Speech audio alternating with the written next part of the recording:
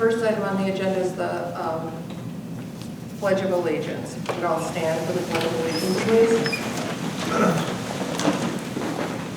I pledge allegiance to the flag of the United States of America and to the republic for which it stands, one nation, under God, indivisible, with liberty and justice for all.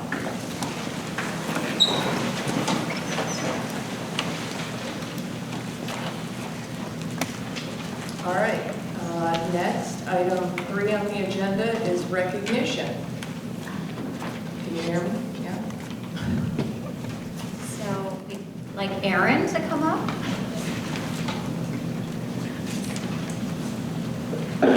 And Erin's principal, and we'll go right up to the podium.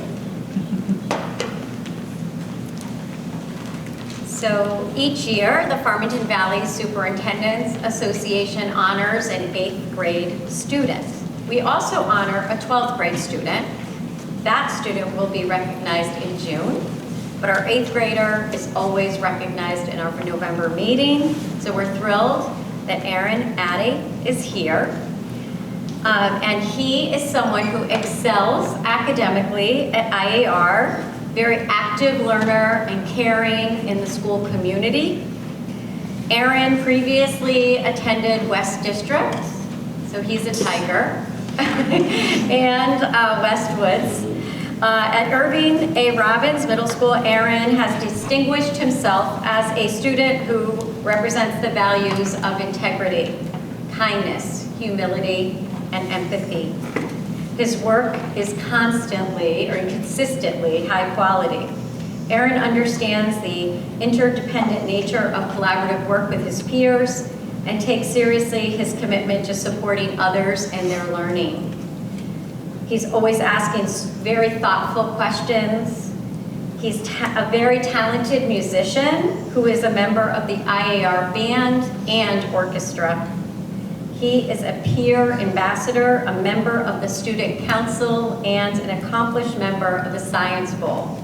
Where do you find all the time to do all of this, Aaron? So impressive. Most recently, Aaron was trained as a student leader in partnership with Dylan's Wings of Change.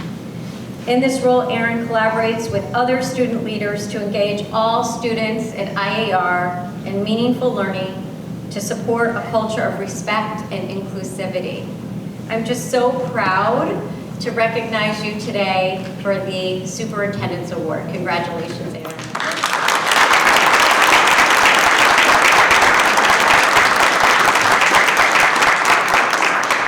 Ms. Kapczynski, principal of IAR, will say a few words.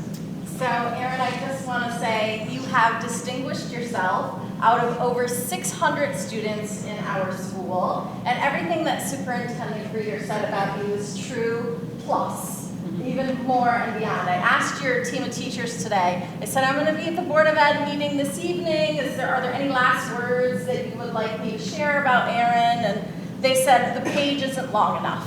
So I think you are a humble and kind and really dedicated student. You embody the mission and vision of IAR. And so when I think of service and I think about middle schoolers really finding themselves and devoting themselves to making the world a better place and certainly our school a better place, Aaron, you have just risen to the top. So we're so proud of you. And we know you're going to continue to do great things at IAR and hopefully at Farmington High School as you continue on in your tenure here in the Farmington Public Schools. So congratulations.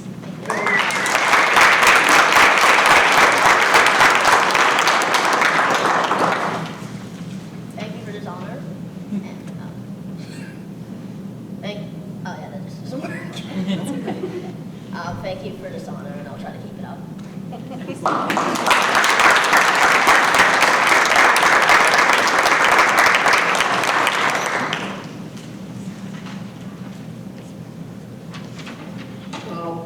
Aaron didn't say very much, but I just want to say that Aaron and whoever is here with Aaron should be very proud.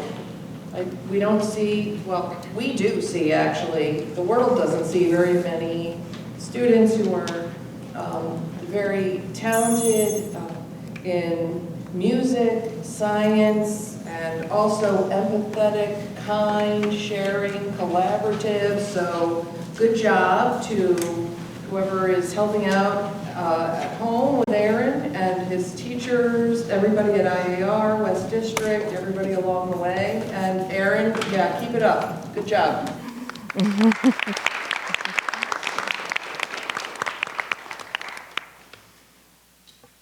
And biomedical engineer, that's, I don't know, I think you're shooting a little low. Maybe you could, I don't know, step it up a notch. No, I'm just kidding.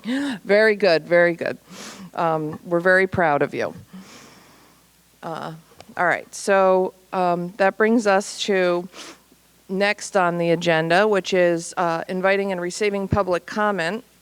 So anyone who wants to speak has 3 minutes for public comment. I'll turn it over to my vice chair, Andrea Sabinski. You will have there will be a timer for you for the 3 minutes, and Andrea will review our policy on public comment. The following guidelines are to assist those who wish to speak during the public comment portion of the meeting. Speakers are allowed up to 3 minutes to speak. Public comment is an opportunity for the Board of Education to hear from members of the community. Board members will not be answering questions or discussing matters brought up in public comment. As it deems appropriate, the board may place such matters on the agenda for future meetings for discussion in accordance with the Freedom of Information Act. Civility is expected. Rude or disruptive conduct is not allowed, for example, personal attacks or shouting. After being warned by the chairperson, a person's persistence in disruptive conduct shall be grounds for summary termination of that person's privilege of address. The superintendent is responsible for personnel matters. No speaker shall use public comment to bring formal charges against any board employee. Any such charges should be directed to the proper authority in accordance with Board Policy 1120. Thank you, Andrea. Anyone with who wishes to be heard for public comment, please come up to the podium, state your name and address for the record, unless you are a student, and then only your name. Thank you. Go ahead.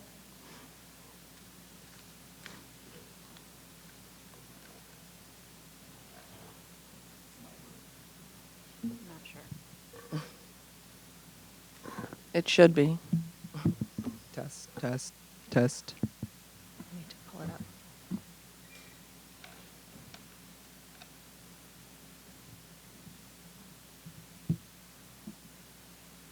Test, test.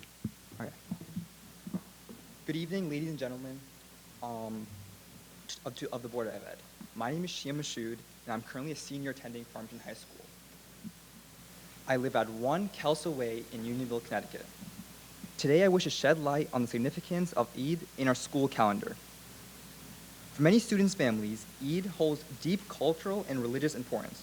Unfortunately, students observing Eid have faced challenges attending school on these important days due to the absence of official recognition in our academic calendar.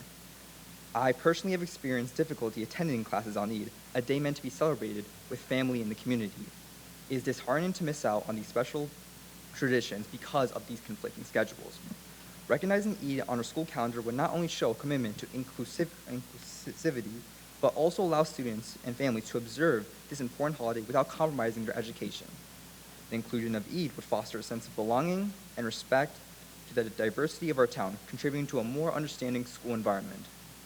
Many districts incorporated major religious holidays into the calendar, demonstrating feasibility of such initiatives.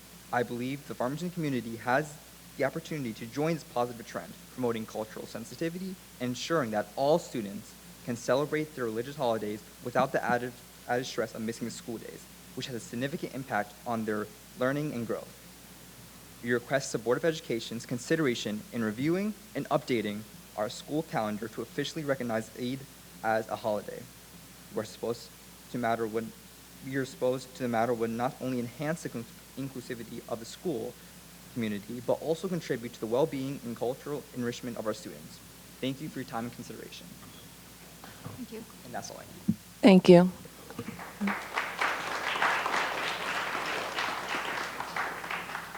Anyone else?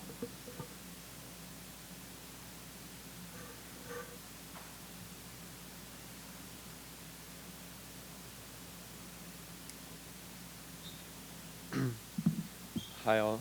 My name is Mohammed Shima. I reside at 213 Westside Boulevard in Unionville, Connecticut. I'm in 11th grade. I'm a junior at Farmington High School. And I would just like to start the speech off by recognizing the hard work and dedication teachers at Farmington High School and other teachers around the district put into making the classroom an inclusive and an accepting space. So I've spent the majority of my time in school in this district, from West District to now Farmington High School.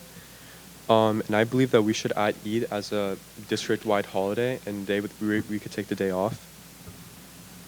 Growing up, I had to take the day off for Eid, a significant day of celebration for 2 billion Muslims around the world. As a 9-year-old, it was really difficult explaining to my fellow classmates what Eid was, because it was such an alien concept to them of fasting for 30 days and taking a day off to celebrate. So it was really difficult explaining that to my fellow peers. I believe that not only should we just get the day off for Eid, we should also create a learning environment in the classroom where we could teach our children about the various traditions that we follow on Eid. Eid isn't just like celebrated by the significant minority of the world. Almost like 2 billion people celebrate Eid around the world. So I believe that our students should be educated in the matter, as they're definitely going to run into people who are celebrating Eid around. Now, many years later, I stand before you with the hope that we can bridge the gap of understanding. I firmly believe that by adding Eid as a recognized holiday in our school district, we can create an opportunity for education and cultural exchange. It is not just about getting a day off from school. It's about fostering understanding and inclusivity among our peers who may not be familiar with Eid or the traditions associated with it. Have a great and safe rest of your day. Thank you. Thank you. Anyone else?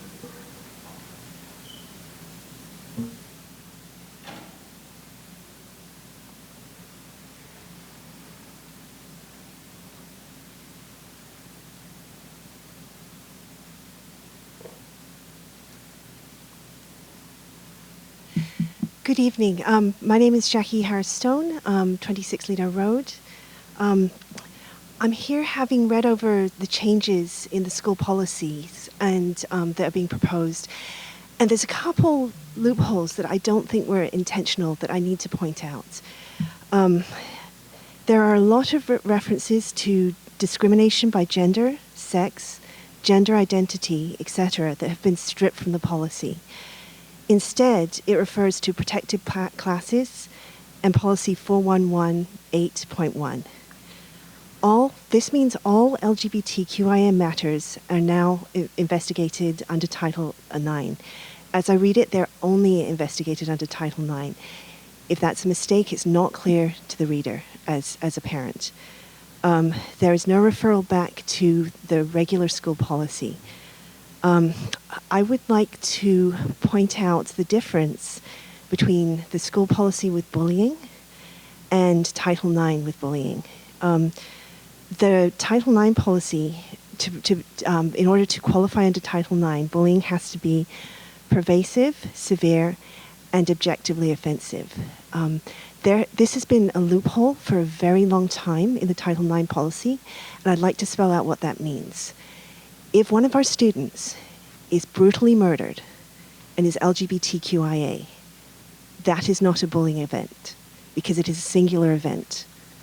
No matter how bad an event is, if it's only investigated under Title IX, a singular event does not count as bullying. I saw a presentation by the authors on the new changes for bullying laws coming up, and they encouraged early adoption. Those changes reflect back let me state that again. Those changes make two concurrent paths. So bullying is being investigated and Title IX is being investigated. If they don't qualify under Title IX, they're still qualified under bullying. I would encourage Farmington to consider adopting early adoption of the changes to get through that loophole. The other change that is there is the language changes from specifying about gender, sexuality, etc., and just refers to protected classes. There are proven differences between a policy that it refers to protected classes and that just refers, and those that spell out specifically LGBTQIA matters. They're too numerous for me to go on right here. I'm going to leave you a copy of the research for anybody who would like it. This is from the GLSEN Climate Change, and it spells out things like a reduction in bullying, an increase in teachers who are interfering for policies that are spelled out specifically that they are against LGBTQIA matters. Thank you. Thank you, Jackie. Where can I leave them? Yeah. Okay, thanks. Thank you very much.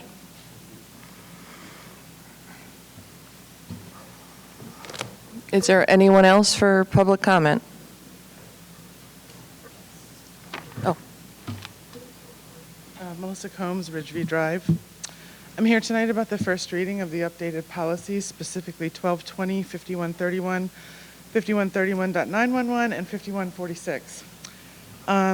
These updates share a number of commonality, including sexual orientation and gender identity or expression as part of the definition of a protected class.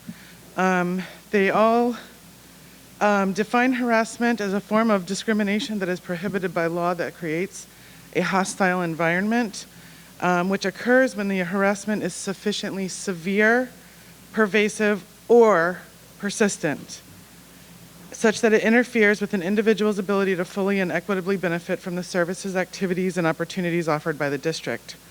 It includes a list of examples of the type of conduct. There's a lot of reference to racism and religious bigotry in that.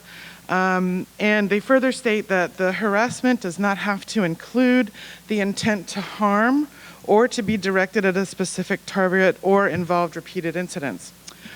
These policies all direct students, faculty, and staff to policy 4118.1, which is the sexual discrimination harassment for personnel.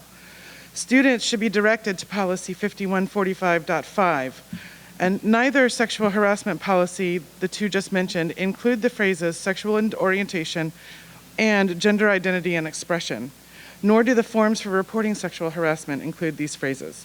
The forms for reporting all other discrimination in the ones being reviewed tonight have a comprehensive list of the types of discrimination, with although 1220 does include sexual identity and gender identity and expression. But the most egregious, the standard for sex and gender-based harassment is much higher, severe, pervasive, and objectively offensive. This means that sexual and gender harassment are not dealt with equitably when compared to race, ethnicity, religious, and all other forms of protected class harassment. The inconsistent language across these policies, when examined, further isolates LGBTQ plus students, faculty, and staff from the other protected classes, and perpetuates the sense that the queer community is other and not worthy of equitable protection from discrimination. Understanding that the Davis standard, severe, persistent, and pervasive, applies and is the current Title IX discrimination language that both Connecticut and Farmington must follow, this language, there are actions the board can take to foster inclusion of the LGBTQ plus community. Call out homophobia and transphobia in the list of examples of discrimination. Update the discrimination forms to include sexual identity and gender identity and expression, and follow the lead of more than 40 other public school districts in Connecticut and adopt a comprehensive trans and non-binary policy, one developed collaboratively with the board, administrators, educators, and queer students and families. Thank you. Thank you. Is there anyone else for public comment?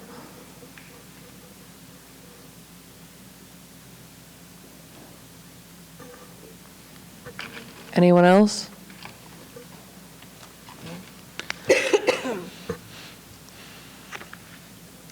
Okay, public comment is closed. Thank you. All right, so that moves us on to agenda item number 5, approval of the minutes for the October 16th regular meeting of the Board of Education. And I need a motion to approve the October 16th, 2023 Board of Education regular meeting minutes as presented. Motion? Second? Does anybody have any comments, questions, or suggestions about the meeting minutes? Okay, all those in favor?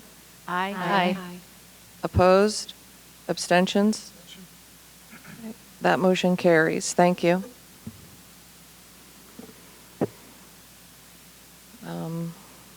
The next item on the agenda is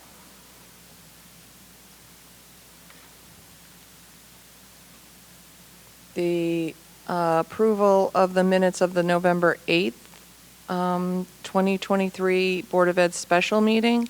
So I need a motion to approve the November 8th, 2023 Board of Ed special meeting minutes as presented.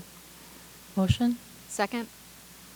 Does anybody have any comments, suggestions, or concerns about those meeting minutes? No? Okay. All those in favor? Aye. Opposed? Abstentions? Abstention. So Sarah, Bill, who else? Anybody? Okay. All right. Oh, Sylvie? Okay. All right. That motion carries. Thank you. Okay. Next on the agenda is item 6. Consideration of superintendent's report. Item A is welcome and comments from Westwood's upper elementary school principals. So, here we go. We have Katie Bloor here. Thank you so much to the Board of Education and our public. On behalf of Westwoods, our team, both myself and Assistant Principal Nicole Vibert, we are super excited for a number of our 6th grade Wildcats to come speak to you today. They have been doing a ton of work in their humanities classes. So fortunately, our 6th grade students have the same teacher for both social studies and language arts. And so they've been doing a lot of work around cross-curricular connections, and they're excited to share about all of the civic-minded ways in which they engage with their community and their recent state capital trip. So without further ado, I'm going to introduce the team. So come on up, guys. We have 7 students with us here today. We have... You want to stand next to me here? Don't be shy. We're all a little nervous tonight.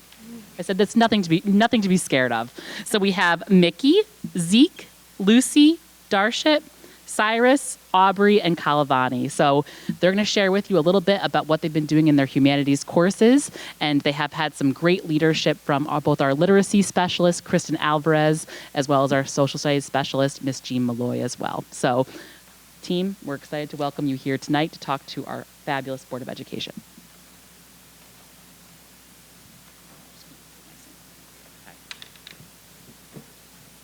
We would like to share with you how we use the vision of the global citizen to support our work in humanities this year so far. As writers, we were empowered learners by exploring our interests through topics that were important to us, working through the successes and the missteps of the writing process. Working through the writing process also helped us learn about ourselves as writers and what we need to do to improve in the area. As researchers, we were disciplined thinkers. We had to analyze the perspectives that were being shared with us through databases so that we could identify the pros and cons of the writing and identify if there was any bias. As civic-minded citizens in social studies, we learned about the founding of our country and looked at the events that led up to the writing of the Constitution and the structure of government that was established under the Constitution. We also focused on the roles people played and how various groups of people were impacted. At the end of the unit, we examined the amendment process and learned about key amendments that focused on people's rights and voting. We learned about the importance of taking action and contributing to our community.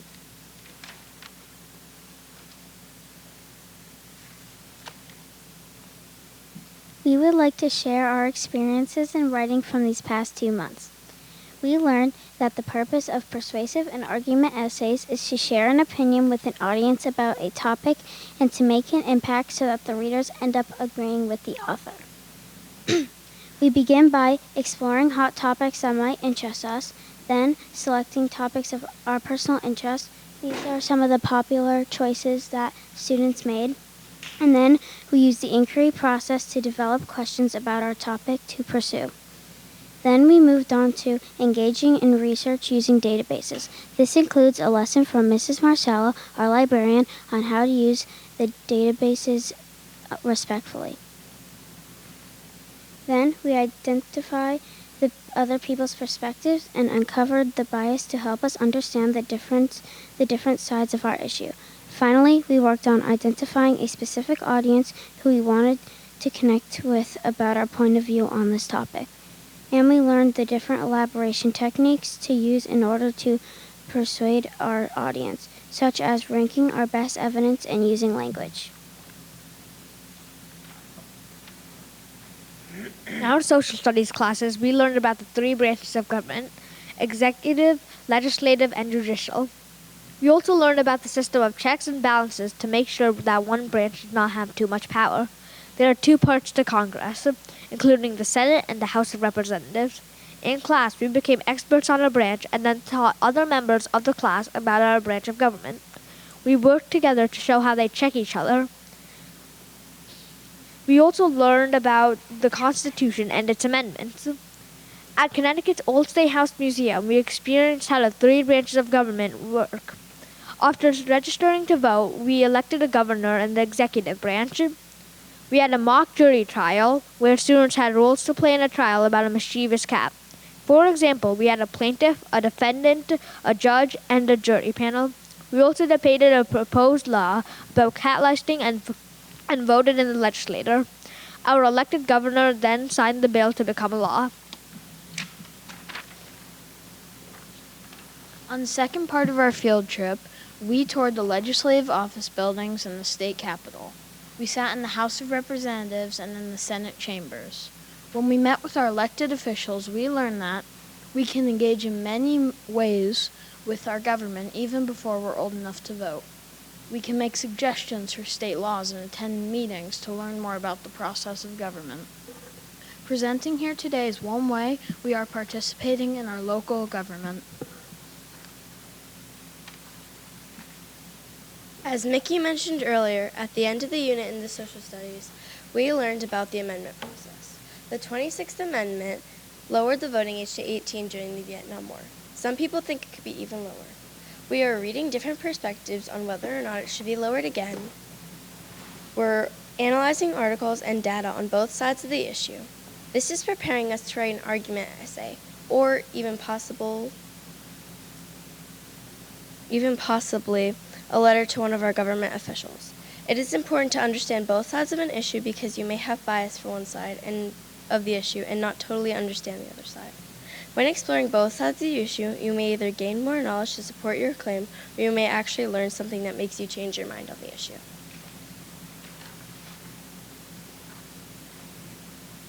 So as you can see, we have really been learning about what it means to be global citizens. We can look at both sides of an issue by researching and understanding different perspectives.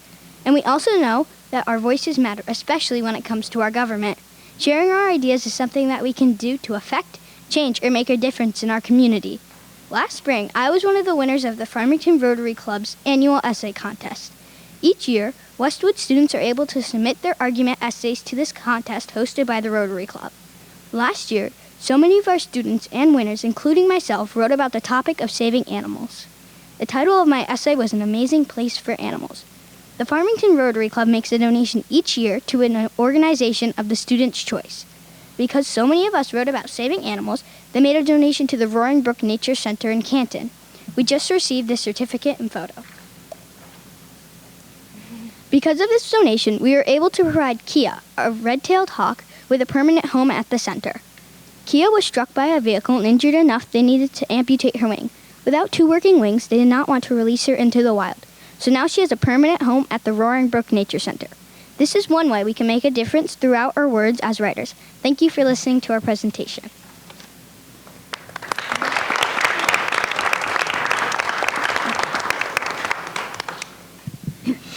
So So as you can see, our students are so insightful. I had a chance to see many of their written pieces in person when they were doing their writing celebrations, and they really do choose incredible topics that really are far beyond their age here, 11, 12-year-olds here at Westwoods.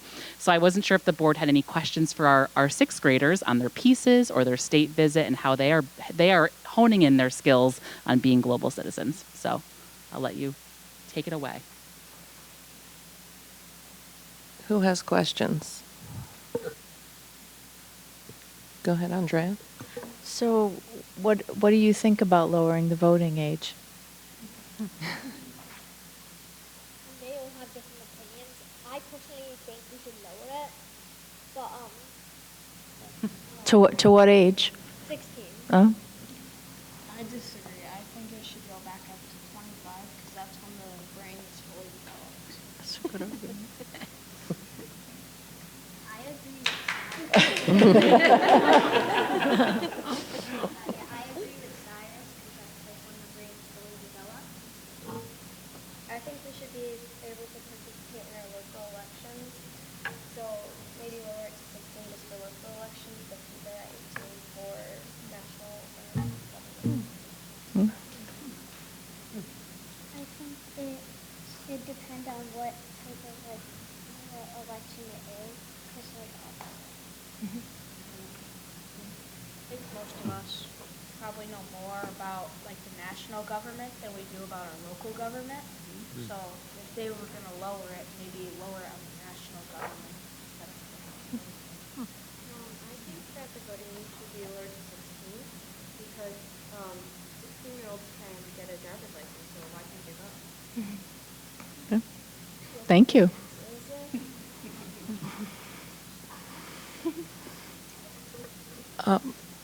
Anybody else?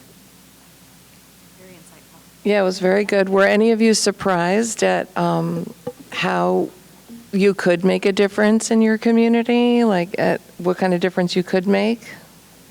I was surprised that you could attend like House of Representative meetings. Like they're open and you can go if you want to. You can come to a Board of Ed meeting anytime you want. Yeah, anytime. Maybe you can run right. for Board of Ed in the future. Sure. Yeah. Yeah, and you can. And what about with your hawk? I mean, that's making a difference in the community. Not the same kind of difference, not the same as like a political difference, but it's still a difference in the community. Did you like it? Did you like doing it? How many of you are going to continue on doing community type things and think you're going to get involved?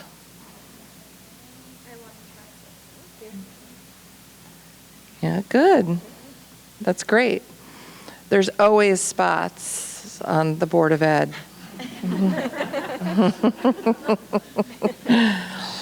In any town.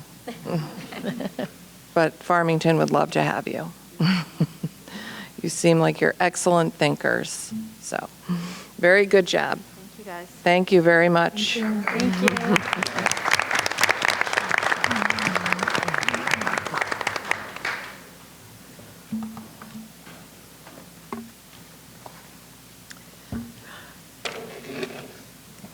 All right, so 6B is the Board of Education's 2022-2023 goal results for town council strategic plan. So we share this every year with the board, the goal results for the town council strategic plan.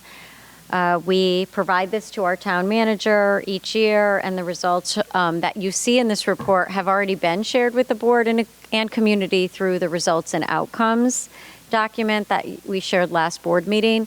This is a condensed version for the town.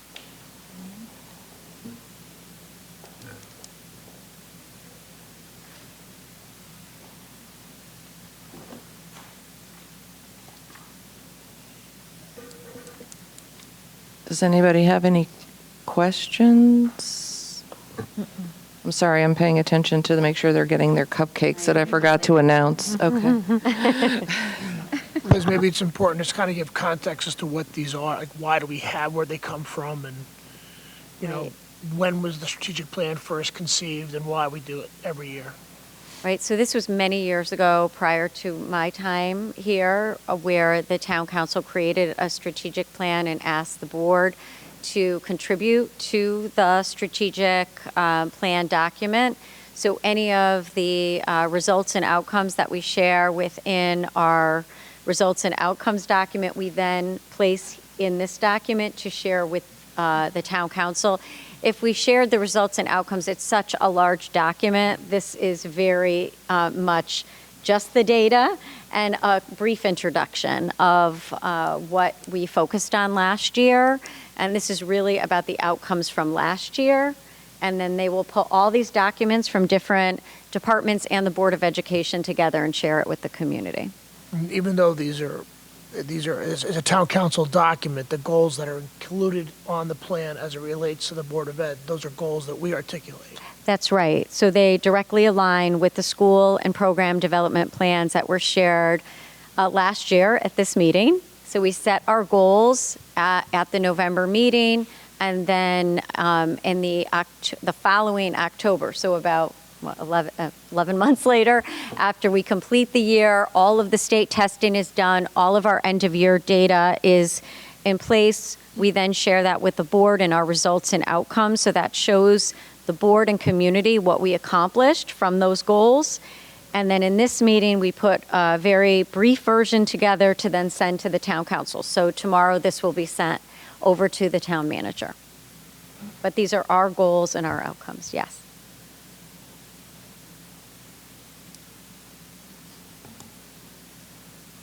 Anyone else?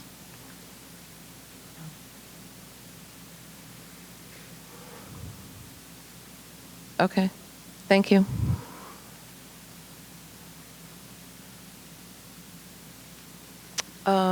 All right, so that brings us to the College Board report. So Kate Martorelli is here. Kate is the department leader for our counseling department, and she provides this report each year, which gives you an overview of the College Board results for the 2022-2023 school year. Good evening. My name's Kate Martorelli. I'm the school counseling department leader here in Farmington. Thank you to the Board of Education and to Superintendent Greeter for the opportunity to speak with you all tonight.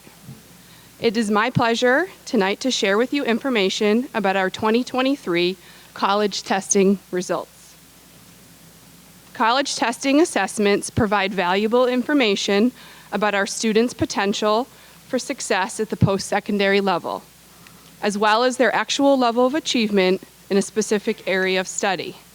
This report tonight includes information for the class of 2023 around AP exams, SATs, and ACT exams. The following are testing statistics that I'd like to highlight with you tonight.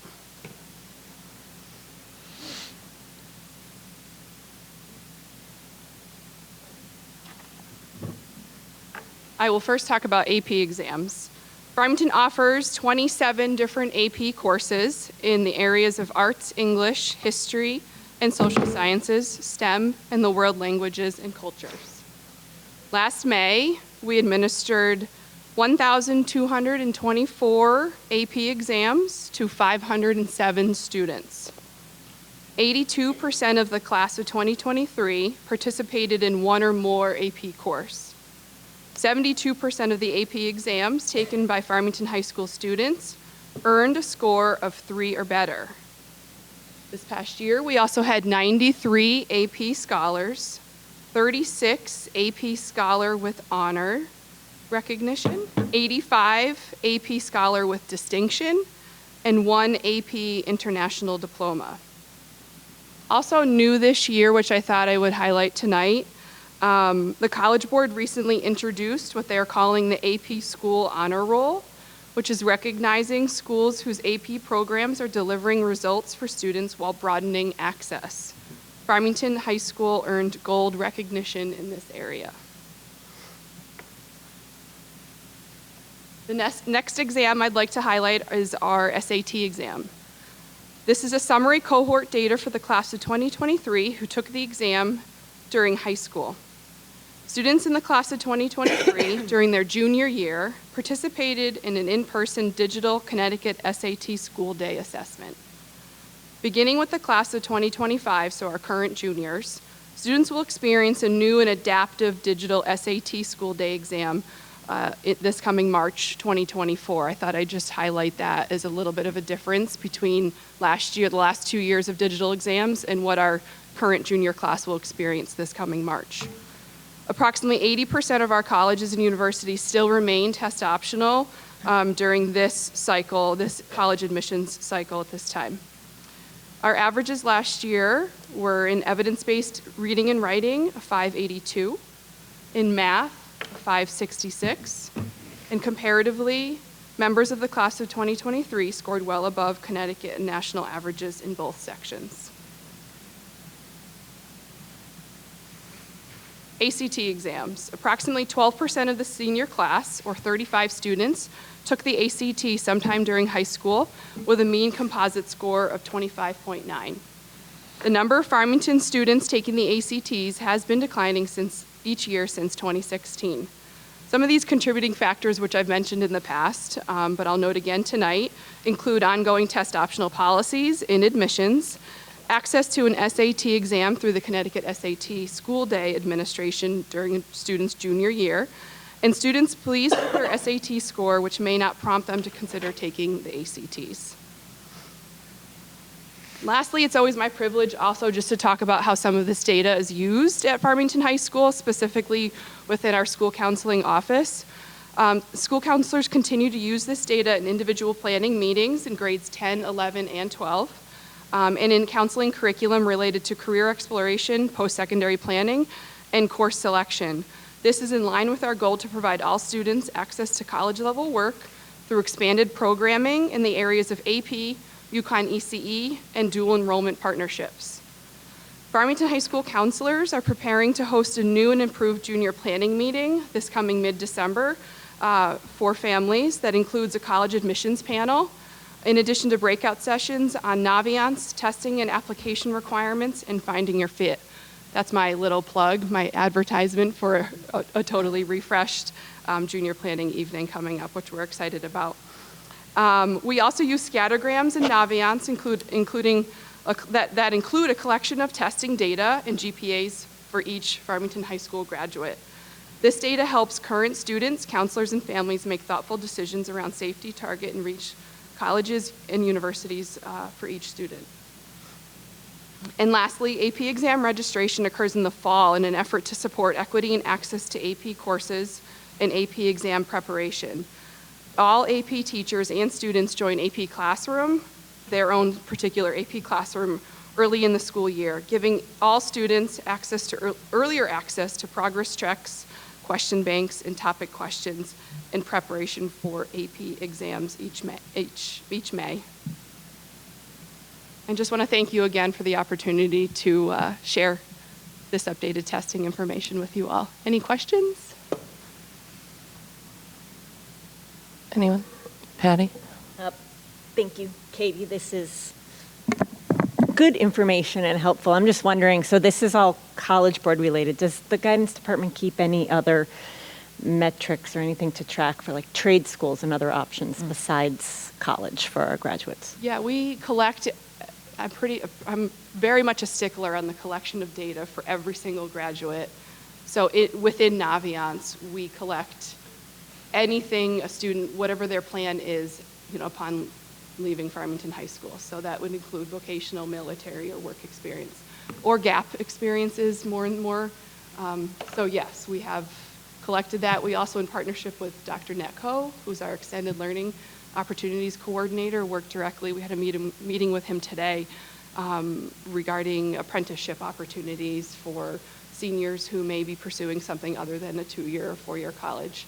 So we're really trying to articulate that and formalize that for students who are interested in a vocational pathway after high school. Thank you. Yeah.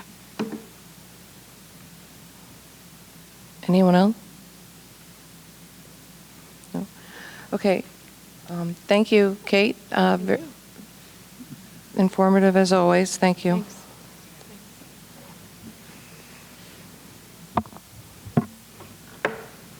Thanks. That brings us to strategic planning and accountability for continuous improvement.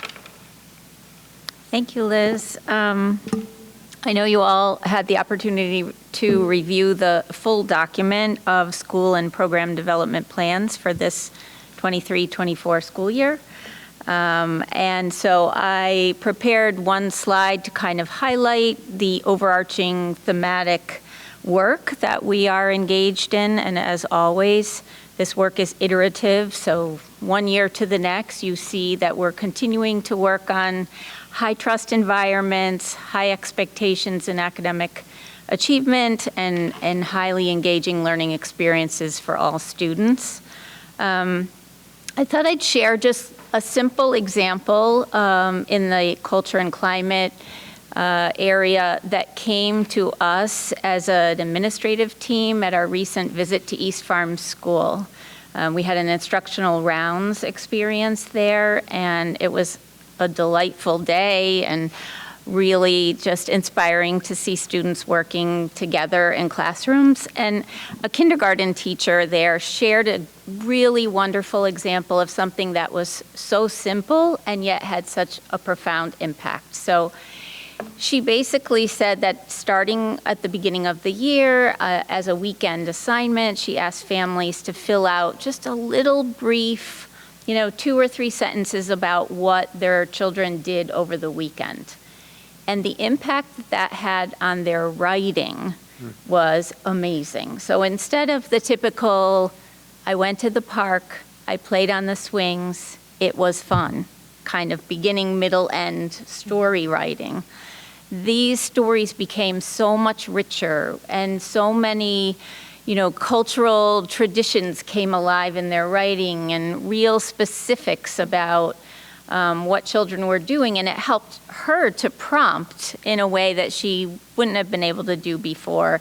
And she found that children in the class were asking each other questions and really learning more about each other, and that families felt like when the stories came home, it was such a rewarding moment for the family to read the story. So it's a little story, but I think when we talk about creating a culture of belonging, after a while it kind of becomes, like, of course we're doing that, but these little things really keep happening. Teachers keep coming up with amazing new ways to strengthen that family partnership and to build that true sense of, I matter, and I can bring my true self to school every day. So in academic achievement, we are using the work or building on the work that we've done in crew and advisory around culture and climate to now shift into more of an emphasis on academic achievement, so that time in the day is an opportunity for students to really be reflective about where they are and their learning goals, and kind of set new goals and encourage each other to reach their own personal goals. I know that you've already heard a lot about our work around early literacy and a greater emphasis on phonics. Our science program review continues. We're excited with the work of our new science program department leader at the high school, and we'll be bringing more of that to you in the future.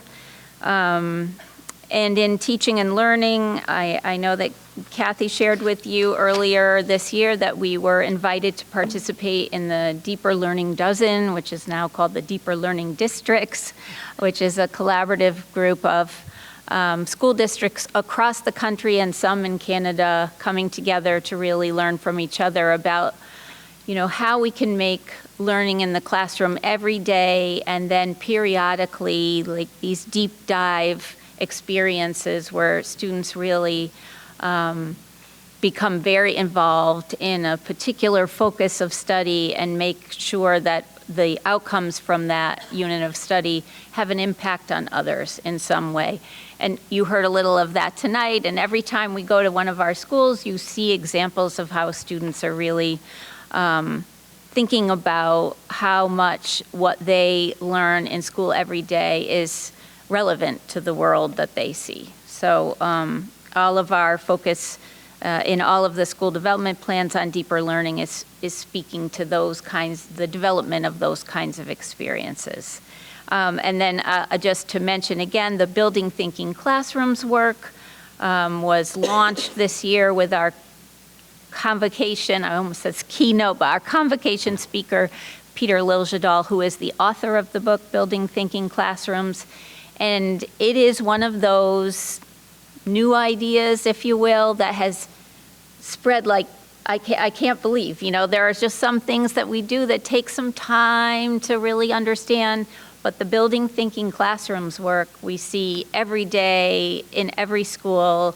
Kids, and that is what you saw at East Farm School with the whiteboards and solving problems in small groups and sharing the marker and much more engagement in the thinking work that's being asked of students. So that's having a tremendous impact on day-to-day instruction. So that's kind of an overview of the themes that you see across all the school plans.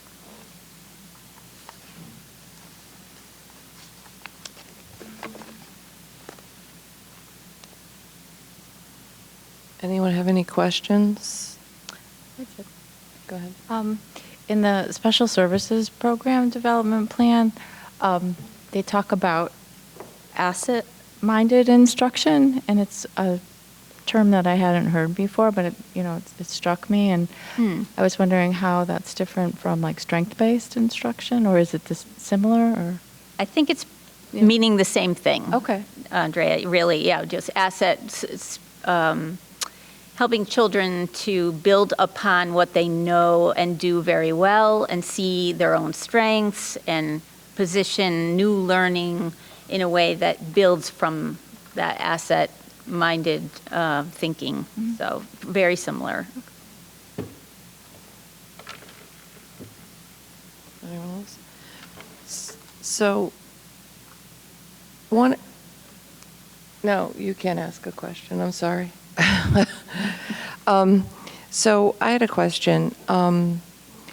In the elementary schools, all of the elementary schools had a very high percentage of children, like a very high, like feeling that they're being taught that they could be kind to each other, right? That they're being kind and welcoming, but then there was a decline in feeling like they were being respected and liked. So that seems to be that doesn't mesh, that doesn't really make sense. Well, I think in general, the numbers are similar. They're not vastly different, but I know that, students would say they're involved in lessons and a whole school culture around kindness. We're certainly overtly and intentionally helping children to think about how they can be kind to others. Right. There's no question that there's very high numbers around that, but then the answers do were, others treat me with respect, and what is the level? And I think, we have to dig below the surface of those numbers to know what that really means. And so all of our principals are conducting smaller group focus groups with students to say, we don't know who, these are anonymous responses, obviously, but what does not being respected feel like to you? What is an example of that? And at times it can be a conflict on the playground. It can be something that happened on the bus. And so, we need to figure out that how we will work on that and the meaning of respect as one and the same as being kind. They're not different things. Right. It's hard. So it is that age group. But yeah. I guess it's kind of right. So I guess there's a plan in place to try to kind of flesh that all out, because it doesn't really, it seemed like it didn't really mesh together, because they're very high numbers about teaching all of the students. And then the numbers don't seem to mesh together. Lizzie, I got a quick question, if I could follow up. Sure. So, towards that point, can you talk about how the perception that some behaviors are consequence or not people are behaving, misbehaving, there's lack of, or perception of lack of consequence. How does that relate to people, the students feeling respected or not being respected? In other words, on a playground, someone does something to someone or says something to someone. There's a perception that the person, the child, the student that was the initial actor, doesn't have a consequence or is not understood or known to what the consequence is. How does that reflect to the student who's been the subject to that behavior and their feeling of respect? Right. Well, it certainly could impact how a student perceives the hurt that they felt, and that there wasn't, they perceive there wasn't a consequence, when in fact there are always consequences. The word consequences understood to mean a range of different things, from having a good conversation with the principal to, a restorative circle with the child and the teacher present. I mean, there are different ways to think about consequences to behavior. It's never just brushed under the rug like, oh, it doesn't matter, it doesn't count. We're an educating institution, so we think about consequences as a way to help a child learn. It's important that we approach discipline from a learning perspective and not a punishment perspective. That said, there are times when there are consequences that generally people would perceive to be punishment. Privileges taken away and those kinds of things. But in the end, what we're really all about is helping children to learn from their mistakes.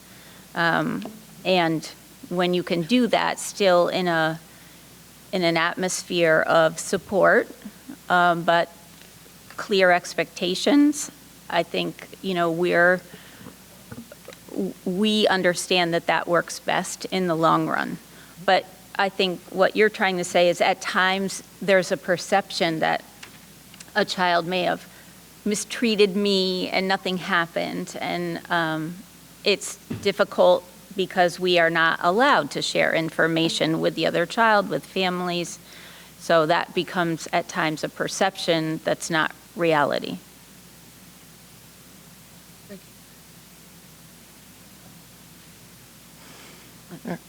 If you're done, if you have more on that line, I'm going on a different line of questioning. No, go ahead.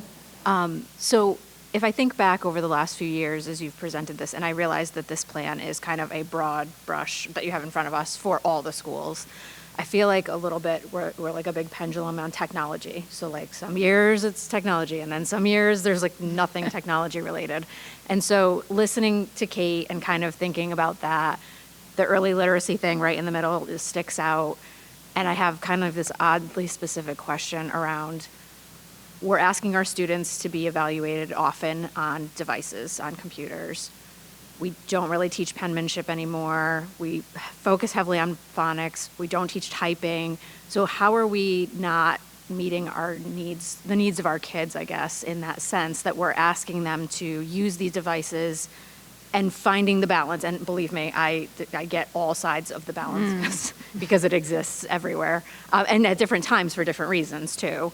But when I look at that and I think by the time they get to high school, they've had just kind of their own interaction with these devices, not necessarily something as formal as like what I remember back in the day of like a typing class where I can type really well, I can type really fast, and my kids can't. And when I think about their testing and their assessments and they're doing those on devices, what does that look like for us going forward? And believe me, the last thing I want to do is put any more on the elementary students because I know they're carrying a lot already.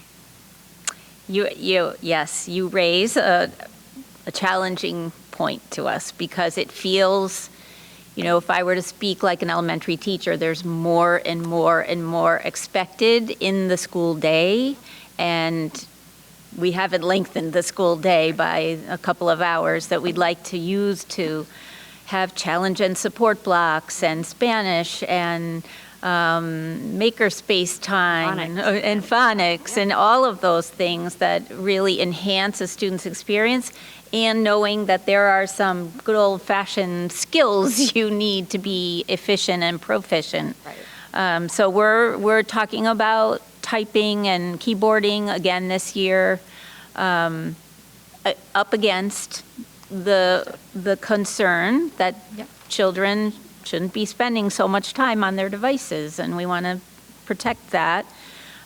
So it's a little of both, and I think from where I sit, I think typing is a great thing to practice at home for homework. You know, you don't get into fights over, like, I don't understand the goals of this project. You know, they can do projects at school, but just doing a little practice on the keyboard is not, you know, it's probably a good way to spend a few minutes every day.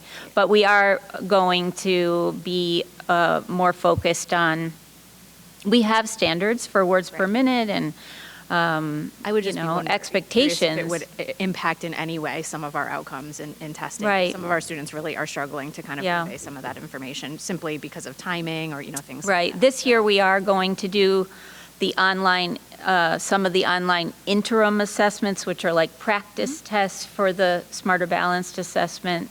So the, you know, both in terms of the actual physical taking the test on the computer, as well as stamina and, you know, staying on time, those kind of things matter in the outcomes as well. Thank you.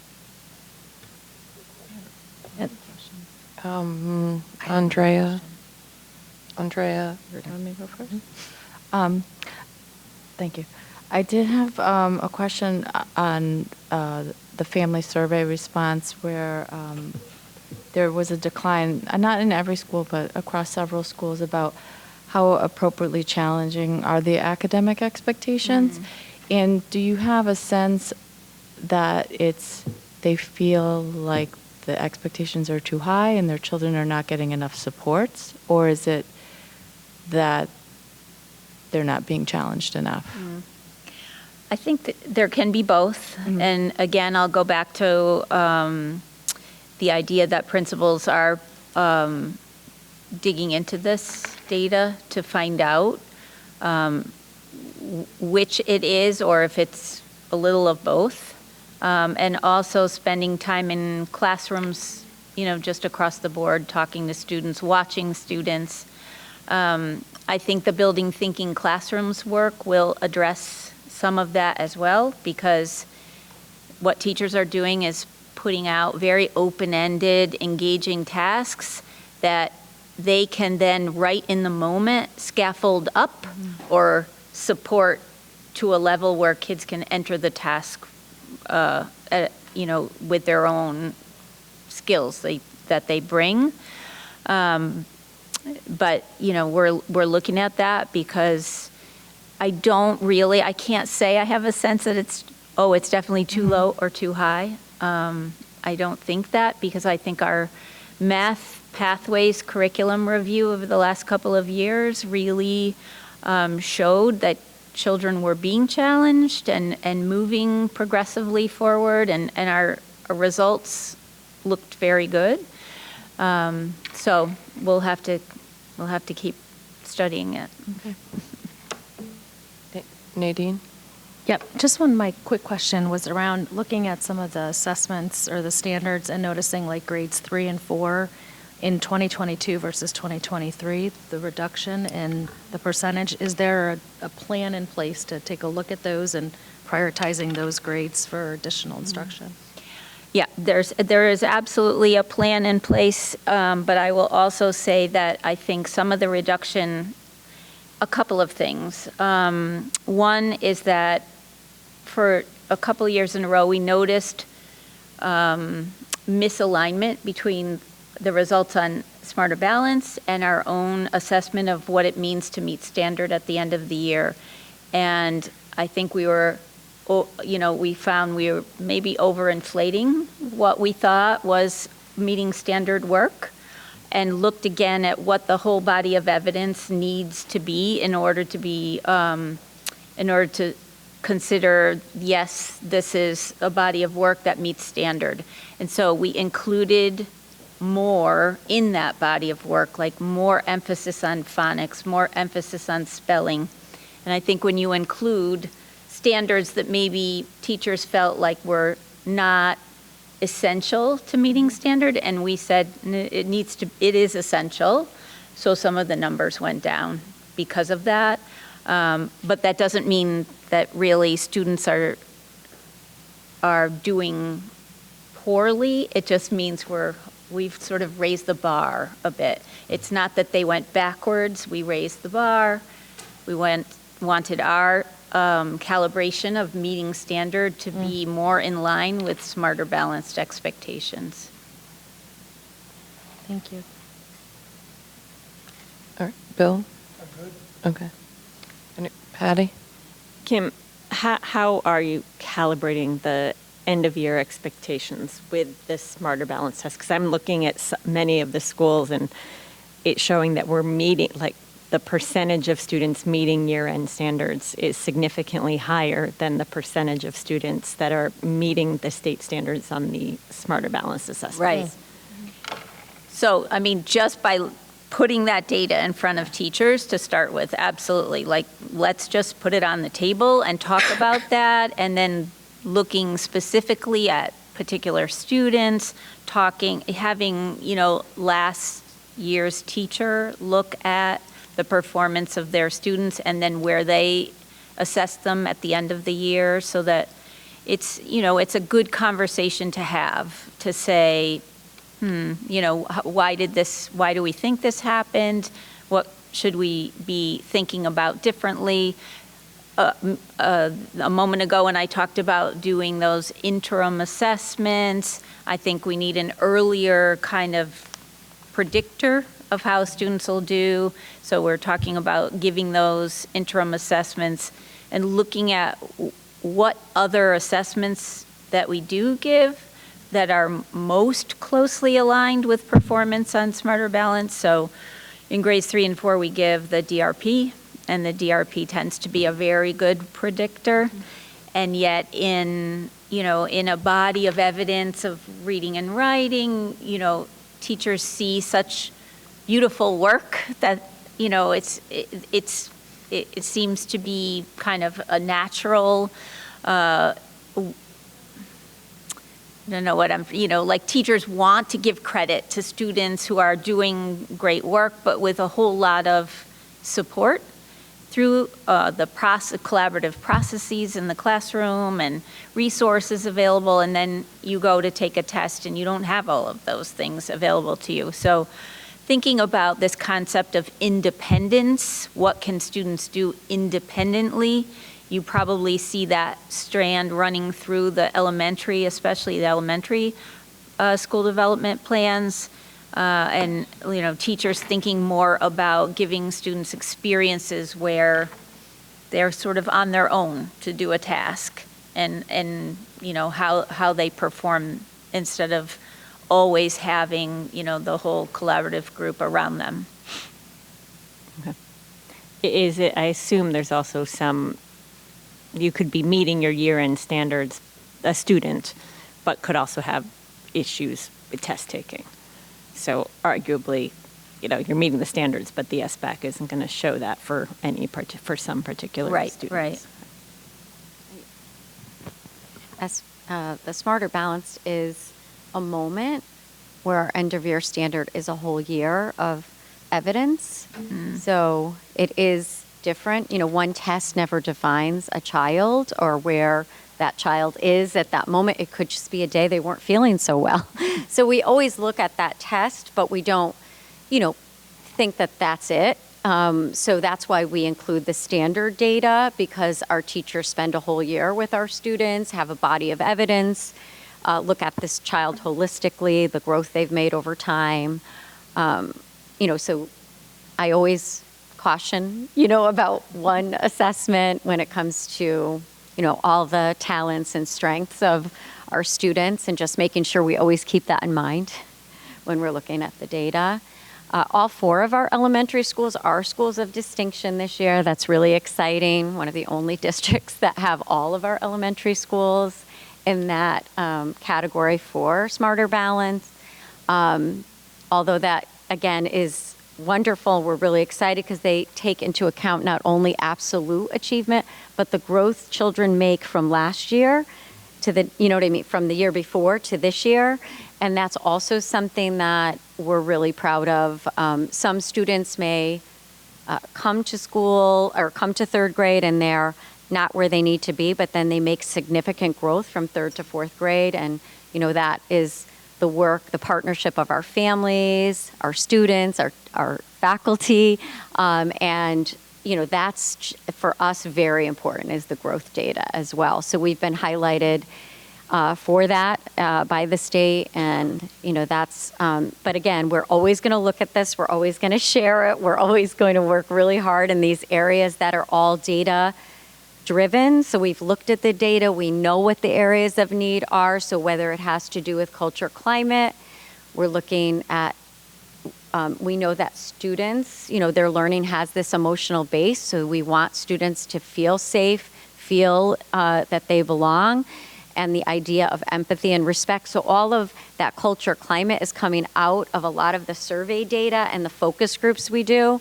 And then on the academic achievement and teaching and learning, a lot of our achievement data that we see comes from there. What are those actions that we're taking? And each school has might be a little different depending on their data, but what are those actions that we're going to take this year to try to remedy some of those areas of need?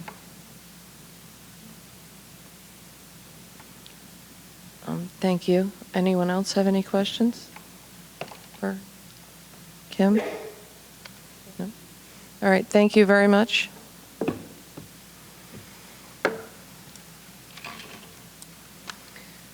All right, professional appointments, resignations, and retirements. So we have a professional appointment of a social worker at East Farms, and then we have a resignation of Alex Schwartz, which many of you know Alex, and he is going to be an assistant principal in another district, which is really exciting, something that he's been working towards. So we're very proud. All right, deeper learning updates. So many examples. Some were talked about tonight, and others are here. I do really want everyone to pay attention to the outdoor learning that we are engaged in across our elementary schools. That seems like a place of such innovation. Our students love being outdoors and learning mathematics outdoors and science, and so we have examples of that. Our kindergarten students as community helpers and disciplined thinking and mathematics. Just many of the examples Kim talked about earlier, and we heard from our Westwood's introduction.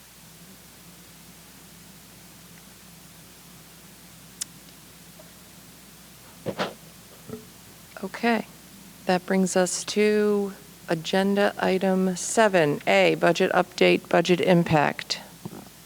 All right. It's nice to see everybody. I did want to just give you an update. I know you've seen some with your weekend updates.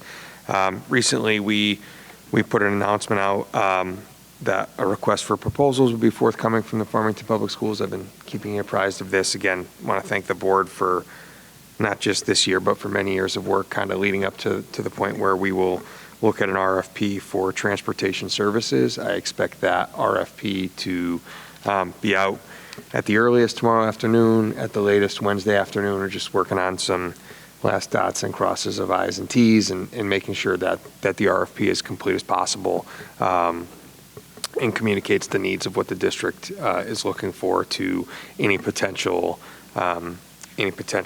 vendors that would be interested in pursuing a transportation contract with the Farmington Public Schools. And so of note, we did choose to issue that as an RFP versus versus a invitation to bid. That really gives the negotiations committee and the board in general the broadest possible brush to look at for who can deliver the services that the community needs. And so, like I said, that'll be issued within the next 48 hours is our expectation at this point. We're working with Michael Kennedy from MJK Transportation Consultants. You'll have a chance to meet Mike Kennedy at some point. Mike has worked with several districts, not only in the state, but across New England, just in terms of giving us some feedback on the RFP and the proposals that we're putting out there in terms of what our best practices these days for what communities are looking for, and has spent a lot of time looking for what our district needs as well. And so just some notable dates coming up. We have announced a mandatory scheduled pre-bid conference for November 28th. That means any vendors interested in pursuing a contract with us will come and formally meet with the district and have a chance to ask any questions and submit those. Again, all of that will be posted on our website and open to anybody interested. We expect to have proposals open by mid-December and available for review from the negotiations committee. And like I said, I'll keep the board updated throughout the process, probably carrying us into January for a time to look at that. And then, as you'll hear later tonight, really setting us up for a run into the budget season as well, which we are tonight officially in. A little bit later on our agenda, you'll be looking at our budget guidelines for the year. I do think that as we've discussed and noted before, transportation is one of those drivers of our budget, and I think putting a call out for proposals will again be an area to really consider, especially when we're looking at the cost of transportation, not only in Connecticut but nationwide, in terms of what those contracts are yielding at this point. So I expect to have a higher cost, and then with that, hopefully services that will be there as well that meet the needs of our community. So something to pay attention to as we move forward in terms of the other needs of the district as well. Coming from a 2% this year to all the other contractual needs that the district will have, along with this contract being up for review and adoption by the board, amongst other needs that we'll discuss as we move into the months ahead. A couple other notes in terms of budget impact, budget update. We're ready. We're getting ready for our second round of HVAC grant, which I mentioned last meeting as well. Those that will continue to be worked on and hopefully ready for our December deadlines with HVAC. And then, just as a reminder, we are kind of finishing our last leg of bargaining unit negotiations with the FPSEU contract. So negotiations committee, as I've told you before, you're going to be busy as we head into 2024. FPSEU contract is up in June of 24. We're aiming to begin those negotiations this winter. I know in the past sometimes they carried into spring and summer. We'd like to get a head start on that. I know we'll be busy with budget as well, but that's right now what we're lining up. And so we'll be in touch in December and January with setting up some dates on our calendars and things like that for those negotiations. Are there any questions about the transportation RFP or any of the other items I shared? Does anybody have any questions? All right. I actually have a question. You said that the November 28th, they were going to have a pre-bid conference with so who's involved with that? Is it just you? Is it? So it'll be myself, Sam Kilpatrick, Beth Haber on that. Certainly members of the negotiation committee would like to come. Essentially what we're trying to do is say if you're serious about pursuing this process, we want to see you in person in Farmington. It gives us a chance to kind of get a sense of who's interested in pursuing the contract. If you're going to submit an RFP, you're going to attend that. It also gives us a chance to answer clarifying questions for any potential folks completing a proposal. After that, if there's things that they asked about, we'll collect those questions and we'll submit responses to all potential requesters at that time. The additional part is because of that, we might issue addenda to our proposal or a request as well. And so it's a chance to, like I said, we did something very similar for our cafeteria. We made that mandatory as well. and it gives us a sense of when we went out to bid on the cafeteria last year, we did the same. So for that, it was Sam, myself, and Beth, and we actually walked from school, school to school to look at the cafeteria spaces. For this one, we'll meet in the pavilion of the town hall and just create a space again to engage in dialogue and answer any questions and review the RFP with the potential interested parties. Okay. The cafeteria one sounds tastier. No, this one. it was definitely a different process. The cafeteria one, though, is managed heavily by the state of Connecticut, so there were there's a little bit more flexibility in terms of prescribing what exactly we're looking for. All right, thank you. You're welcome, thank you. All right, so that brings us to new business, which the first thing on new business is reviewing and discussing the 2024-2025 Board of Ed meeting schedule. The meeting schedule was in your packet, so I need a motion to approve the 2024-2025 Board of Ed Education meeting schedule as presented as a first reading. Motion? Second. All right, did anybody see anything they'd like to discuss about that schedule for the Board of Ed meeting schedule? No? Okay. All those in favor? Aye. Opposed? Abstentions? All right, motion carries.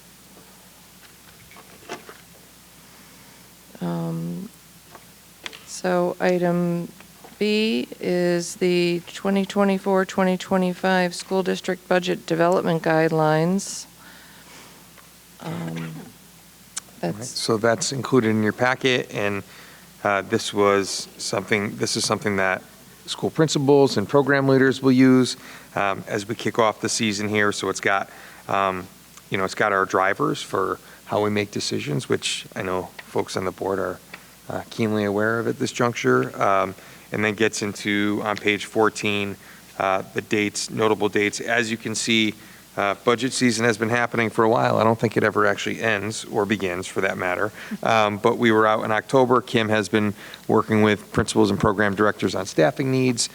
Sam and I have been meeting with principals and head custodians on capital needs. And really over the next weeks ahead, principals will be finalizing their budget proposals for our kickoff in early December, where our central office team will meet with principals and their teams and review their budget proposals, working our way all the way into January, where we'll start working with the board and workshopping with the board. So, different from last year, while costs are certainly elevated still, it has dropped a little bit. And so CPI is closer to 4%. I think last year at this time we were hovering around 7-8%. And so, as we know, nothing really ever goes back to the way it was, but the volatility has seemed to settle a bit in there as well. And so we have our directions for principals in terms of how to submit. And like I said, we have some nice models.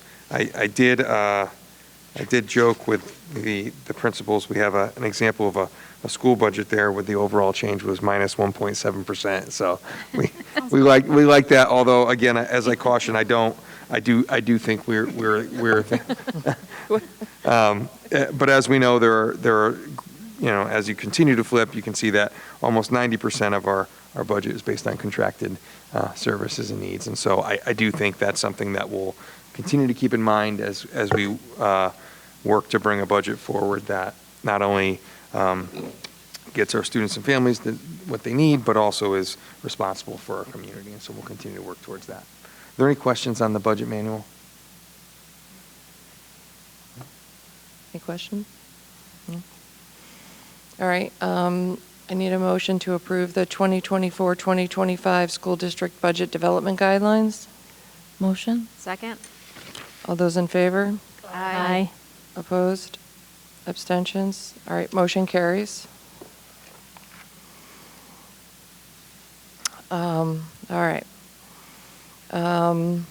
Next on the agenda is new business item C, 2023 policy updates, first reading. So in your packet, there, you had a list, a list and all of the substance of new policies for a first reading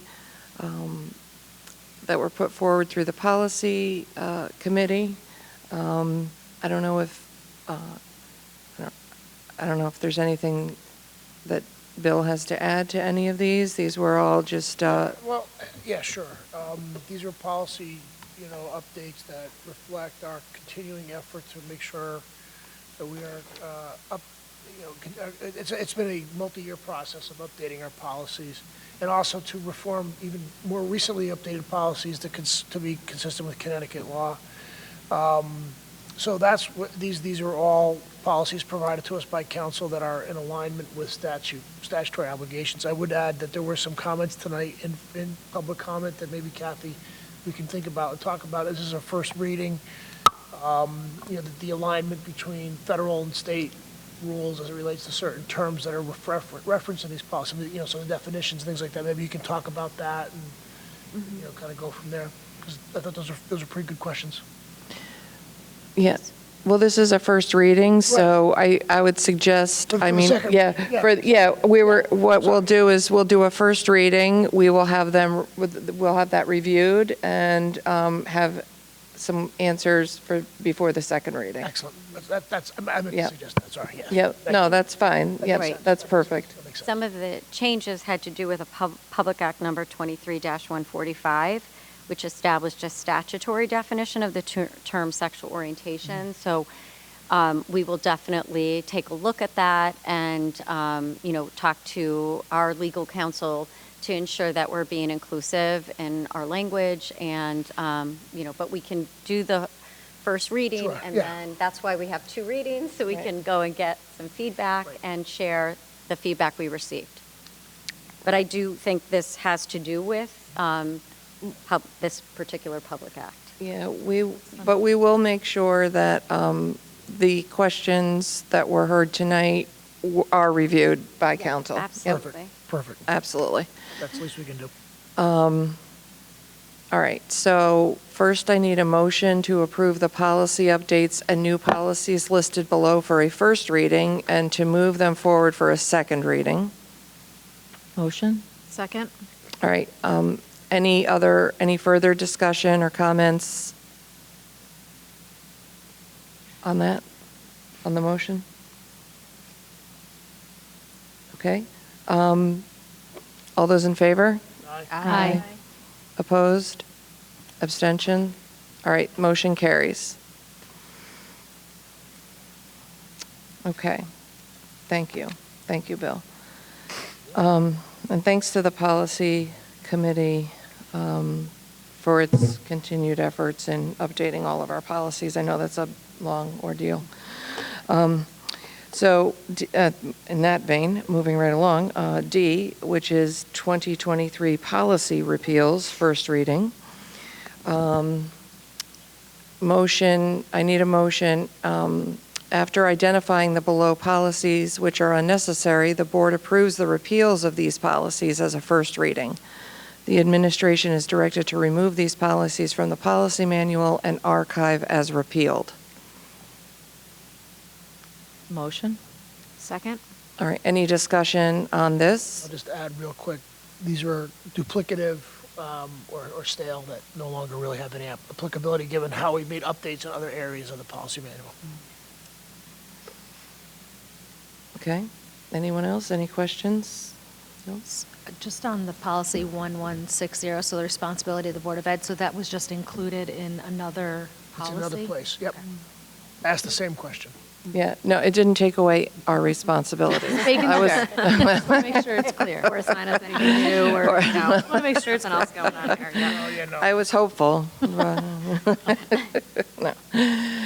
Right. Okay, anything else? Good question, Nadine. Any other questions? No. All right. All right. All those in favor? Aye. Aye. Opposed? Abstentions? All right, motion carries. Okay.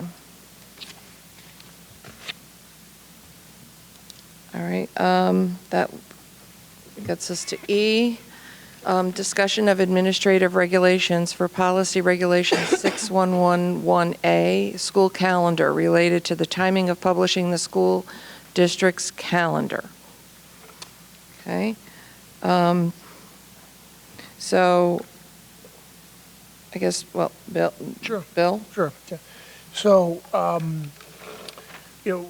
learning the lessons from last year and then listening to some people that came forward today, we thought it might be a good idea. We have regulation right now where we consider calendar, setting the calendar, we do it in December. But it does seem to be kind of an awkward way to do it when we have an election in November and an expiring board putting on a new board a calendar that new board might want to weigh in on, that people may have campaigned on or talked to, more responsive to where the town currently is at than perhaps a board that was selected 2 years prior. So with that thought process, we thought it might be a good idea just to have the regulation updated or changed to say, well, we're still going to do the calendar early enough, but let's do it in January after the new board is seated. That way, you'd have a more accurate reflection of the current sense of the community with respect to how the school calendar should look, because you'll have a current board who's just been elected. That's the thought process. Right. The regulation, I think, states that the calendar must be published in December. So therefore, we do it in November, right? Yeah. No, we do it in January. No, now. Yeah, we do it right now. Right. Right. We meet in November. Yeah, our current regulation. Yes. Right. Yes. Right. So Yeah. we would just push that back. Right. So November and December. Right. Right. We do it actually in November and December. Right. And then publish it in December. So, and this year was extreme because we're losing quite a few members This is of the actually board. largest turnover in my 15 years. Right. And to us, it seemed like, for us to vote on something with such community impact, when we're not, in a few weeks, we're not even going to be here. That will last a long time. It's a 2-year calendar. Don't forget, we changed that. So it's a 2-year calendar, and we're not even going to be here. And some other people who are going to be here in a few weeks aren't going to have any say on for the next 2 years. That's exactly. It seems not right for us to have a say in it. Spent the last few months knocking on doors, talking about things like this with people, We should have a say in what the calendar looks like over a 2-year period. So this seems like the right thing to do, and the timing of it will always be then that the new board will be the ones making the decision on it. Seems to make perfect sense. Right. We went to the 2-year calendar approach. Great. So will it be a January first reading and then adopted in So if February? you read the regulation, it doesn't actually say any specific months. It Mhm. says the calendar will be published in December after it's adopted. So just by Right. removing the word December, the calendar will be published when it's adopted. It will give flexibility right. where it's needed, in my opinion. Well, you're right, but I think it's important that maybe let the community know when we're thinking about it, so they can start looking. I mean, I don't forward see on any calendar reason and why check it would go out further, but it doesn't take, a large revision in order to make this happen. unless you want to put a month in the new regulation so that it can't go out forever. Well, Kath, I'll leave that up. What do you think? I'll do the regulations, your call.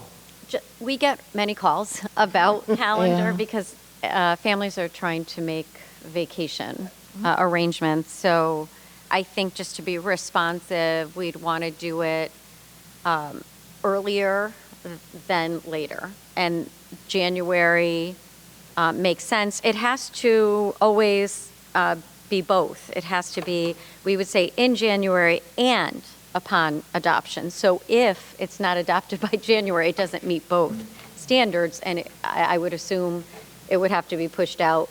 But I think it's always good to have a timing where it's like as responsive as we can be to having new board members every 2 years, and then we also approve every 2 years. So it really works out well to say January, we typically have 2 meetings in January, always. Now, could there be snow?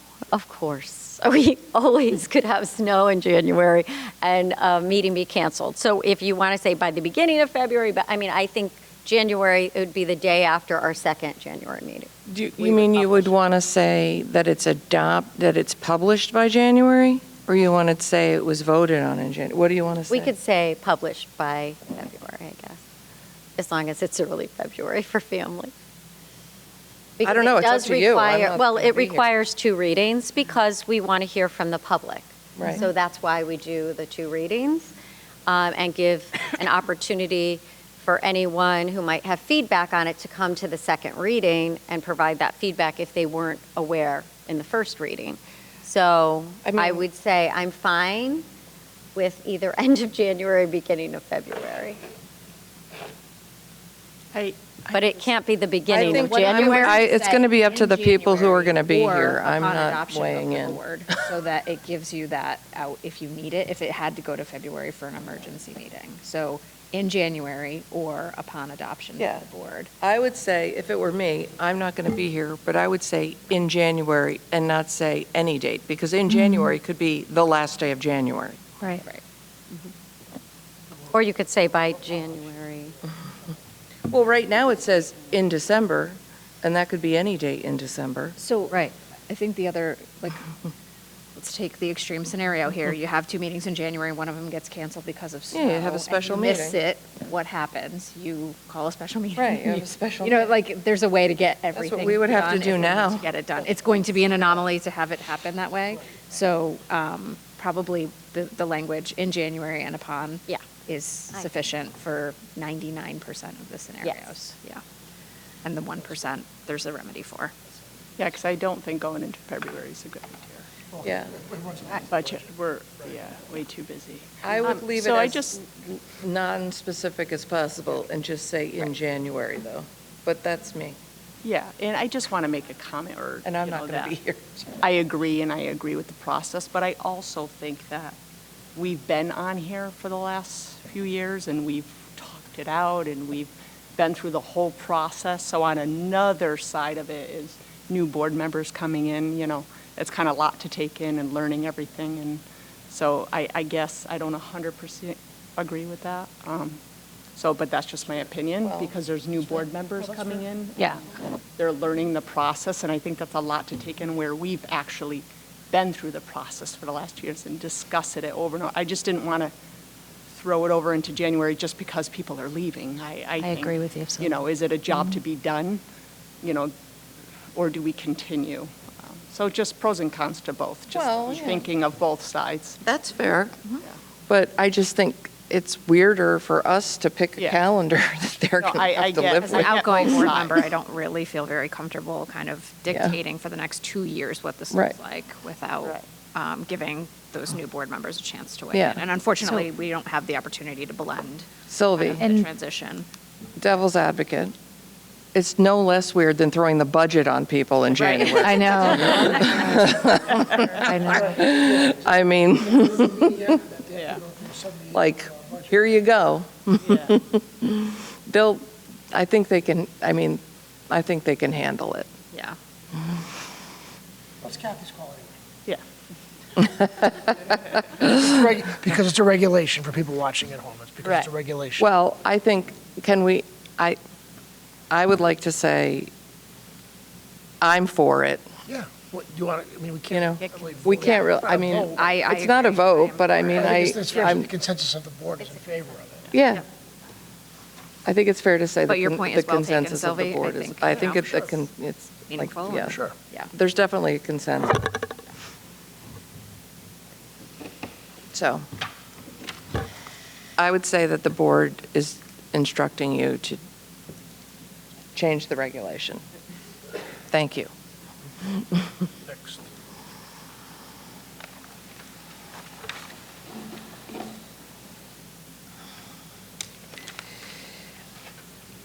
All right.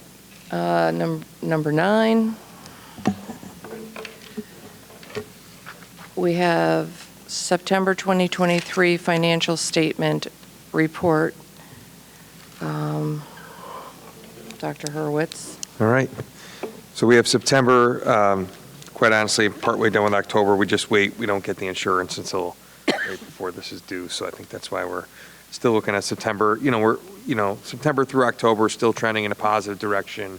But I do think more cautiously vigilant around the challenges of a tighter budget we're working through this year, in addition to attending to the final year of our federal dollars as well. And so those are things that we continue to stay tuned into. A couple areas of note: our summer school payments are mostly complete, and again, something for us to attend to as the costs were much greater than anticipated. You'll notice a couple projections for other areas to run over. They haven't to this juncture, but we have encumbered, and so you're seeing the actual reporting of the encumbrance as well. And so custodial supplies, these are areas that some of which were cut last year as well, but custodial supplies right now we're trending to run over. Other professional services, which encompasses a variety of categories. Natural gas slightly over, but those are things that I think as we move into October, November, December, we'll continue to get a read for where they're trending. So we're still very early in what we're reporting, but trying our best.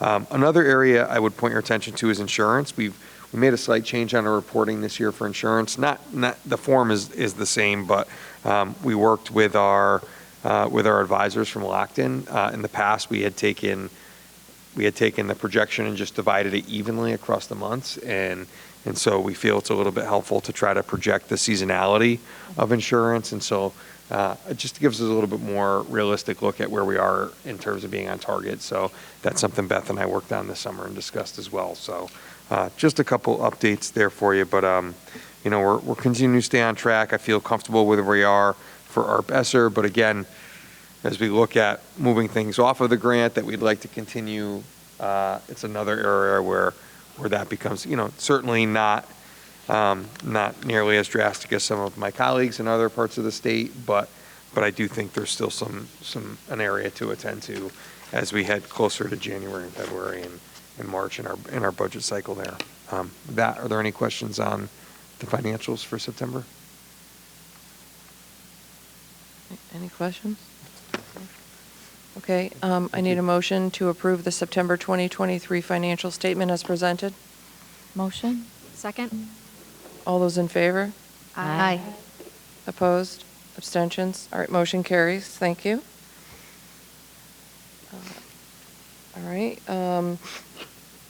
Report of the board chair. All right. Well, thank you all. As my time here is winding down, I'd like to thank you all for continuing to work together to make this board very collaborative and a very pleasant experience for me and all of us, I hope. So your work here tonight was meaningful to me in working together to get everything done, so I appreciate it. I appreciate each and every one of you. I don't really have anything else on my board chair report tonight, but I will next time. So, thank you. Now, I guess we're doing committee reports again and liaison. All right, I don't know. A lot of work. All right, Christine. So Scott pretty much summarized everything, and I'm not going to repeat, so. All right, personnel. All right, policy. Well, You saw what we did. we just did. We are going to have a meeting a week after Thanksgiving. Kathy's got a policy that she wants to bring forward that we kind of want to vet it a little bit because it could have some impact. It's a pretty important policy, I think. Okay. It's part of our policy review, and so there are a few policies to go over with the policy committee. All right. Thank you. Curriculum, Andrea? Nothing to report. The next meeting, other than the next meeting, is January 29th. Okay. Beth, communications? Nothing to report. All right. Committee liaisons, I'll keep up my good work and have nothing to report on.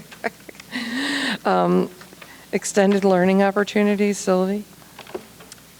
Just again, the Farmington High School Business Open House for students is actually this Thursday, 5 to 6. Oh, okay. Good. And Nothing on interscholastic yet, right, Bill? Nothing? Nothing. No? We won't meet again until January. Okay.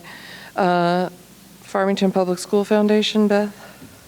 Just another reminder, I promised Tony that I would bring a reminder forward that the Trivia Bee is February 2nd, so if you haven't already put it on your calendars. And then the golf tournament is firmed up for May 3rd, and they have a planning meeting coming up the week after Thanksgiving for their events. Okay, thank you. Health and Wellness? There's a meeting on Monday afternoon. All right. Cafeteria, Andrea? The 27th, Oh. sorry. It is not next Monday. Okay, it's okay. Sorry. Nothing to report. Do we have a meeting December? It's Mhm. before the next board meeting, right? Yes. Okay. Or quarterly. All right, Green Efforts. Green Efforts met last week. We had a quorum for the first time in 3 months. And pleased to report that they're implementing composting here at Westwoods, and there's been some grant money available in order to set up a composting station. And if you'll notice at all of our schools except FHS, because of the construction, there are signs up reminding parents not to idle, that it's a violation of regulations. So, and those anti-idling signs were designed by students here at Westwoods. And the Board of Ed, they're anticipating changeover of Green Efforts with the change of the council. So we kind of decided to wait until January for pushing forward with other strategies. The next meeting, though, will be December 5th. Okay, thank you. Racial Equality Task Force? No update. CCEI? No update. Building Committee, Beth? Yeah, so the committee met on October 18th, and they meet again this coming Wednesday. At the last meeting, the building committee members took a tour of the high school construction site. The project still continues to be on time and on budget. And something I thought of note that the board would be very interested in is that O&G, the construction firm, they've been incorporating student learning into the project this whole time. So again, with the start of the school year, that program is called O&G Builds, and it's back up and running. They're hosting students. They plan to have a program once a month with various grades, Westwoods and up.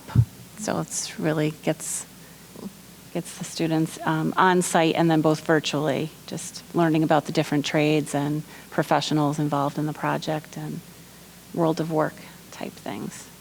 And then the FF&E bid package was approved by the building committee at the last meeting, and there'll be a newsletter hitting all mailboxes anytime now, right before Thanksgiving. Okay, thank you. Nothing from Noah Wallace Fund. Elementary Ad Hoc. Bill, Sarah, Scott, anyone? Sure. Okay, go ahead. Our last meeting, we started to devise some target goals for how we'll assess options, and we have a next meeting on November 20th. That's still on, right? Yeah. Okay. Great. All right. And that's all she wrote. So we are adjourned. Motion to adjourn. We're adjourned. Thank you very much. Everybody stay safe. Everybody have a great Thanksgiving. You too. Thank you very much.